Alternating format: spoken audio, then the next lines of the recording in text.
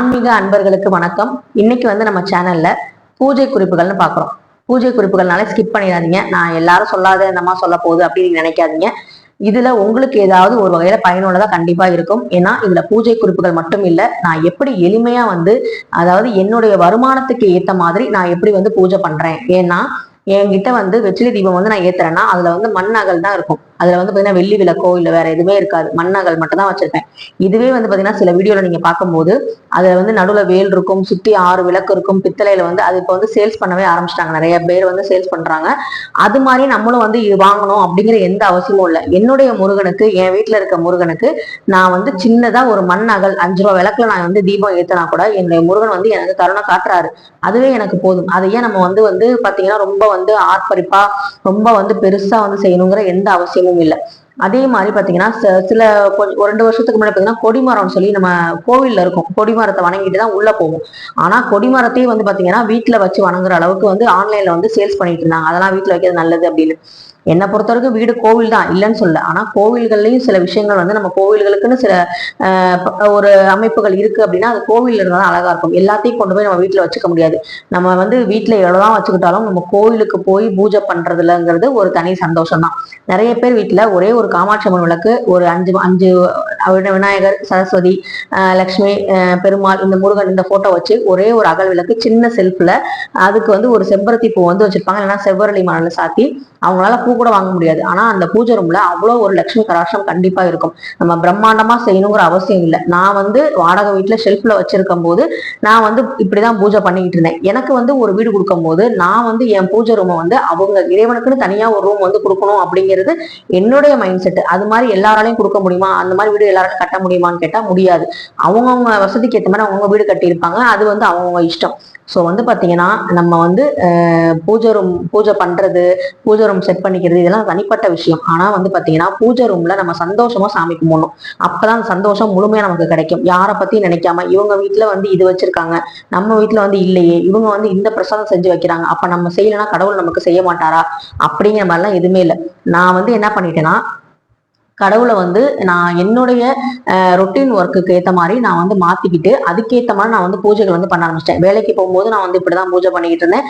வேலையை விட்டதுக்கு அப்புறம் இப்படிதான் நான் பூஜை பண்ணிக்கிட்டு இருக்கேன். கஷ்டம் வந்தாலும் சரி, சந்தோஷம் வந்தாலும் சரி, எனக்கு பூஜை ரூம் தான் எல்லாமே அப்படிங்கிற மாதிரி நான் மைண்ட் செட் பண்ணிட்டேன். ஸோ பாத்தீங்கன்னா இந்த மாதிரி நீங்களும் முடிவு பண்ணிட்டீங்கன்னா என்னுடைய நெய்வேத்தியம் ஆகட்டும், என்னுடைய அந்த சின்ன சின்ன செலவுகள் ஆகட்டும், பூ வாங்குறதாகட்டும், இது எல்லாமே பாத்தீங்கன்னா சின்னதா வாங்கினாலும் எனக்கு பெருசாவே ஆடம்பரமா என் பூஜை ரூம் தெரியும். ஸோ பாத்தீங்கன்னா அதுதான் நம்ம மனசு எப்படி இருக்கோ அதே மாதிரி என்னுடைய பூஜை ரூம் ரொம்ப சந்தோஷமா இருக்க மாதிரி எனக்கு மைண்ட் செட்ல எப்பவுமே தோணும். அங்க பள்ளி இருக்கும், பள்ளி சத்தம் போடுவாங்க, பூ கீழே விழுவோம்.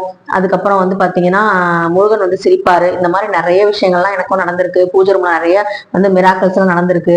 திடீர்னு ஒரு ஒளி தெரியும், திடீர்னு தீபம் குலதெய்வ தீபம் காத்தே இல்லாம திடீர்னு அசைஞ்சு கொடுக்கும், திடீர்னு பிரகாசமா சுடர் விட்டு எரியும். இந்த மாதிரி என்னென்னலாம் சொன்னாங்களோ, உங்க வீட்டுல சாமி இருக்குன்னு என்னென்ன அறிகுறிலாம் இருக்குன்னு சொல்றாங்களோ அது அத்தனையுமே என் வீட்லயும் இருக்கு. நான் இப்படிதான் பண்ணணும் அப்படிதான் பண்ணணும் இல்லை, எனக்கு எப்படி பிடிச்சிருக்கோ அது மாதிரி நான் பண்ணிட்டு இருக்கேன். ஸோ இந்த ஆன்மீக குறிப்பு உங்களுக்கு ரொம்ப பயனுள்ளதா இருக்கும். இதுல முக்கியமா 2 விஷயங்கள் சொல்லியிருக்கேன்.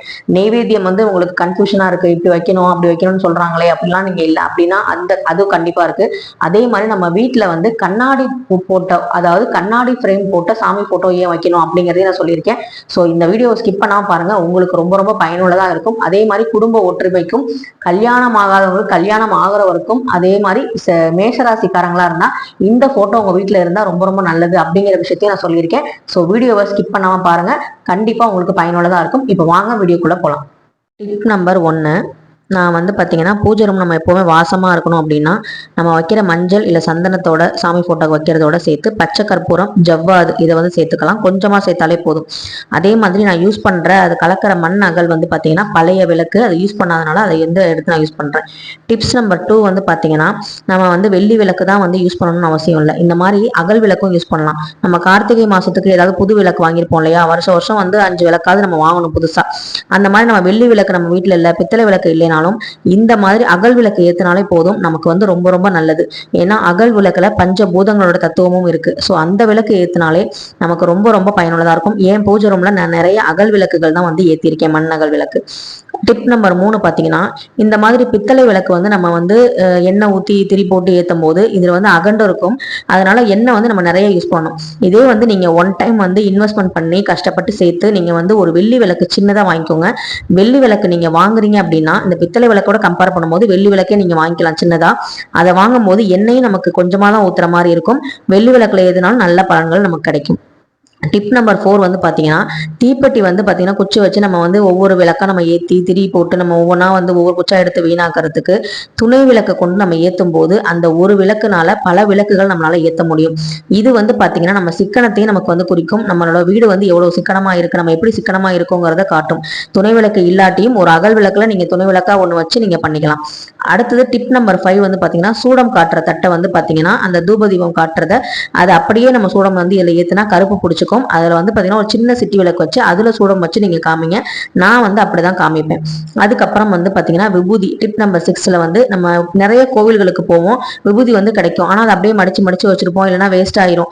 அதை வந்து நம்ம வேஸ்ட் பண்ணாம எப்பவுமே நம்ம வீட்டுல குங்குமமும் விபூதியும் நிறைஞ்சு இருக்கணும், நம்ம வாசத்தோட இருக்கணும், எல்லா இறைவனோட அருளும் கிடைக்கணும்னா இந்த மாதிரி வில்வ மரத்தோட அந்த காயை வச்சுதான் நான் வந்து அதுலதான் வந்து விபூதி வந்து போட்டு வச்சிருப்பேன். ஏன்னா இது வந்து சிவபெருமானுக்கு உரியது வில்வம். அதனால அந்த தட்டுல வந்து பாத்தீங்கன்னா திருவோட்டுல தான் நான் வந்து திருநீர் வந்து வச்சிருப்பேன். அதனால எனக்கு எந்த கோவில் பிரசாதமும் வீணாகாது. டிப் நம்பர் 7 பாத்தீங்கன்னா, சூடம் வந்து ரொம்ப பெருசா வாங்காதீங்க.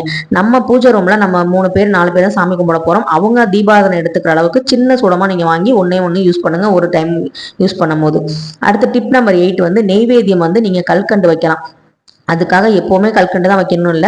இது எதுவுமே இல்லாத பட்சத்துல கல்கண்டு வந்து 10 ரூபாய் தான். அதை நீங்க ஒரு 5-6 கல்கண்டு நீங்க போட்டு வச்சாலே சாமிக்கு வந்து நைவேத்தியம் பண்ணாலே சாமி கண்டிப்பா ஏத்துக்குவாங்க இல்லாத பட்சத்துல. டிப் நம்பர் 9, இந்த பாக்கெட் வந்து பாத்தீங்கன்னா பூ பாக்கெட் 20 ரூபா இல்லைன்னா 10 ரூபா பாக்கெட்டும் விற்கும். என்னுடைய பூஜை ரூமுக்கு இந்த 20 ரூபா பாக்கெட்டே வந்து ரொம்ப வந்து போதுமானதாவே இருக்கு. அதனால நமக்கு பூ செலவு ரொம்ப ரொம்ப கம்மி. டிப் நம்பர் 10 வந்து பாத்தீங்கன்னா, நமக்கு யாராவது பத்திரிக்கை வைக்கும் போது வெத்தலை இது மாதிரி கொடுக்குறாங்க அப்படின்னா அதை வந்து வீணாக்காம நிலைவாசல்ல விளக்கு வைப்போம் இல்லையா, அது வந்து எண்ணெய் கசியாம இருக்கிறதுக்கு இந்த வெற்றிலையை வந்து நம்ம யூஸ் பண்ணிக்கலாம். அதே மாதிரி சாமி கிட்ட வைக்கிறதுக்கும் அகல் விளக்கு வைக்கிறீங்கன்னா இந்த வெற்றிலையை வச்சு நீங்க வைக்கலாம். அந்த வெற்றிலை வந்து வீணா போகாது. வயசானவங்களுக்கு கொடுக்குற மாதிரி இருந்தா அதை கொடுத்துருங்க, வீணாக்காதீங்க. டிப் நம்பர் 11 வந்து பாத்தீங்கன்னா, நிலைவாசல்ல வந்து தீபம் ஏற்றும் போது காத்துல வந்து நிறைய வந்து ஆடிக்கிட்டே இருக்கும். அப்ப வந்து இந்த மாதிரி வந்து கண்ணாடி குடுவையில வந்து நம்ம அந்த காலத்துல சிமிழ் விளக்குன்னு சொல்லுவாங்களே, இதுல ஏத்தனோம்னா நம்ம காத்துல நின்று எரியும், அணையவும் அணையாது. டிப் நம்பர் 12 வந்து பாத்தீங்கன்னா, நமக்கு எந்த அபிஷேக பொருளும் இல்லைன்னா மஞ்சள் நம்ம வீட்டுல இருக்கும். உங்ககிட்ட சின்ன சிலை இருந்தா கண்டிப்பா மஞ்சளால வந்து அபிஷேகம் பண்ணுங்க, அது மட்டுமே போதுமானது. டிப் நம்பர் 13, இந்த கண்ணாடி போட்ட போட்டோ வந்து நீங்க வைக்கும் போது கண்ணாடி வந்து பாத்தீங்கன்னா நம்ம கிட்ட நல்ல சக்தி வந்து ஈர்க்கக்கூடியது. அதனாலதான் வந்து பாத்தீங்கன்னா வீட்டு நிலைவாசல்ல பூஜை ரூம்ல கண்ணாடி வைக்க சொல்றாங்க. சோ இந்த மாதிரி கண்ணாடி போட்ட போட்டோ நம்ம இருக்கும்போது லேமினேஷன் பண்ணதை விட இந்த போட்டோ வந்து பாத்தீங்கன்னா உங்களுக்கு ரொம்ப ரொம்ப நல்ல சக்திகளை ஈர்த்து கொடுக்கும். அதனாலதான் வந்து பூஜை ரூம்ல கண்ணாடி மாட்டின போட்டோ வைங்கன்னு சொன்னது. டிப் நம்பர் 15 வந்து துளசி மாடம் வந்து பெருசா இருக்கணும்னு அவசியம் இல்லை. என்னுடைய துளசி மாதா இவங்க தான் 2 தொட்டிலையும் வந்து 1 தொட்டி அவங்களே தானா முளைச்சு வந்தது.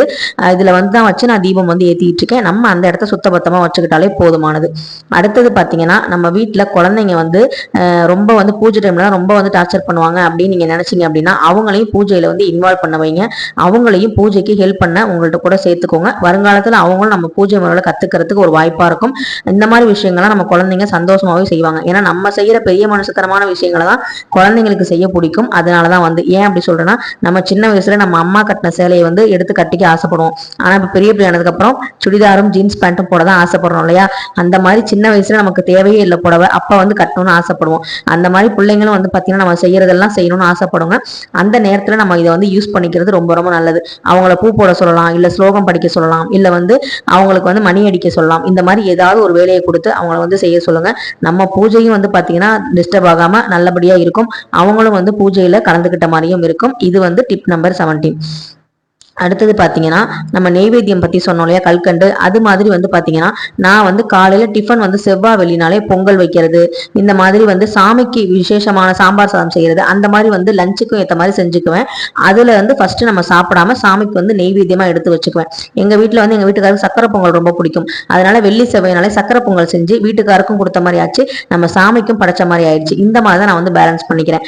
அதே மாதிரி டிப் நம்பர் 18 வந்து பாத்தீங்கன்னா, அர்ச்சனை பண்றோம் இல்லைங்களா, அது வந்து பூவால பண்ணா நம்ம வந்து வாரம் வாரம் நிறைய பூ வாங்குற மாதிரி இருக்கும். இதே வந்து ஒரு 25 காயினோ 21 காயினோ 51 காயினோ நம்ம எடுத்து வச்சுக்கிட்டோம்னா எப்ப வேணாலும் அர்ச்சனை வந்து பண்ணிக்கலாம். அதே மாதிரி குங்கும பாக்கெட் வந்து வாங்குறீங்க புதுசா அப்படின்னா அந்த குங்கும பாக்கெட்டை வந்து பிரிக்காம அதை வந்து அர்ச்சனை பண்ணிட்டு நம்ம வந்து அந்த குங்குமத்தை வச்சோம்னா அது குங்கும அர்ச்சனையா ஆயிடும். நம்மளும் வந்து அது பிரசாதமா வந்து டெய்லியும் இட்டுக்கவும் வீணாக்கவும் மாட்டோம். அதே மாதிரி உப்பு வந்து பாத்தீங்கன்னா நிறைய பேர் வெள்ளிக்கிழமை உப்பு வாங்கணும் நிறைய வந்து ஸ்டோர் பண்ணி வச்சிருப்பீங்க. நான் வந்து அப்படி வாங்க மாட்டேன். உப்பு தீர்ற மாதிரி இருந்தா அந்த வெள்ளிக்கிழமைகள்ல நம்ம வந்து உப்பை வந்து கொட்டி வைக்கணும் அந்த கழுவிட்டு அப்படிங்கறனால அப்ப மட்டும் உப்பு வாங்கி சாமி கிட்ட வச்சு படைச்சு கும்பிடுவேன். இந்த மாதிரி நெய்வேத்தியமா இருக்கட்டும், உப்பு வாங்கி சாமி கும்பிட்றதா இருக்கட்டும், எண்ணெயா இருக்கட்டும், எண்ணெயை மிச்சப்படுத்துறதா இருக்கட்டும், இந்த மாதிரி வந்து நம்ம பிளான் பண்ணிக்கிட்டோம்னா நம்ம கிட்ட இருக்க இந்த பூஜை பண்றதுங்கிறது ரொம்ப பெரிய விஷயமாவே தெரியாது. நமக்கும் வந்து பாத்தீங்கன்னா பூஜை பண்ணி முடிச்சோன்னே ஒரு ஆத்ம திருப்தி இருக்கும். நம்ம பட்ஜெட்லயும் வந்து பூஜையை வந்து நல்லபடியா பண்ணிக்கலாம். இந்த மாதிரி நீங்களும் ட்ரை பண்ணுங்க. இந்த வீடியோ உங்களுக்கு யூஸ்ஃபுல்லா இருந்தா கண்டிப்பா லைக் பண்ணுங்க, ஷேர் பண்ணுங்க, மறக்காம சப்ஸ்கிரைப் பண்ணுங்க. நெக்ஸ்ட் வீடியோல பார்க்கலாம். நன்றி, வணக்கம்.